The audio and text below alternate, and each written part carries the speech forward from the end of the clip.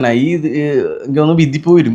ഈ വിധി പോസിറ്റീവായി, പോസിറ്റീവായി 2026-27-28 ജനപ്രിയ നായകൻ ഒരൊറ്റ റോക്കറ്റ് പോലൊരു കേരള കയറും. നമുക്കറിയാം, ജനപ്രിയ നായകൻ ദിലീപ് ശരിക്കും പറഞ്ഞാൽ ഇൻഡസ്ട്രിയിലെ ഏറ്റവും ടോപ്പ് ലെവലിൽ നിൽക്കേണ്ട ഒരു നടനായിരുന്നു.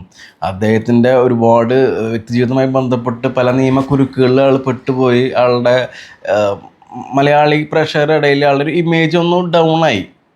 ആ പ്രേക്ഷക പ്രീതി ജനപ്രീതി ഒന്ന് കുറഞ്ഞു. ശരിയാണ്, ഒരു അത്തരത്തിലുള്ള കേസിലാണ് അദ്ദേഹം പ്രതിയായി എന്ന് ഒരിക്കലും പറയാൻ പറ്റില്ല. ആൾ വിചാരണ നേരിട്ടുകൊണ്ടിരിക്കുകയാണ്. പിന്നെ ഒന്ന് അതിൻ്റെ വിധി എടുത്തുകൊണ്ടിരിക്കുകയാണ്. അതോടൊപ്പം തന്നെ അദ്ദേഹത്തിൻ്റെ കരിയറിൽ ഏറ്റവും വലിയ ബ്രേക്ക് കൊടുക്കാൻ പോകുന്നൊരു സിനിമയാണെങ്കിലും ബബ്ബയും. ഈ വിധി ആൾക്ക് പോസിറ്റീവായി കഴിഞ്ഞാൽ 100% ജനപ്രിയ നായകൻ്റെ വലിയൊരു ബൗൺസ് ബാക്ക് ആയിരിക്കും. ഇവരെ കുറച്ച് വർഷങ്ങളാൾ പോയി, ഇതിൻ്റെയൊക്കെ ഡബിൾ പീക്ക് ലെവലിലേക്ക് പോവുകയാണ്. കാരണം ഇത് പോസിറ്റീവായി, ഈ പടം പോസിറ്റീവായി കഴിഞ്ഞാൽ. കാരണം ആളൊരു കേസിൽ ഇതിൽ പെട്ട സമയത്താണ് ആൾക്കൊരു വലിയ ബ്രേക്ക് കൊടുത്താണ് മറ്റേ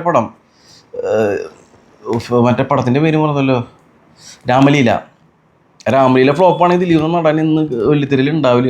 ആളുകൾ മലയാളികൾ ഇതുണ്ടാവും. പക്ഷെ പടം ആൾക്ക് സക്സസ് ആയത് വലിയ ബ്രേക്ക് ആയിരുന്നു. അതേപോലെ തന്നെ എനിക്ക് തോന്നുന്നു വിധി ഇപ്പോൾ വരും. ഈ വിധി പോസിറ്റീവായി, പോസിറ്റീവായി 2026-27-28 ജനപ്രിയ നായകൻ ഒരൊറ്റ റോക്കറ്റ് പോലൊരു കേരള കയറും. മൂവ് ആവും 100% ഷുവറാണ്.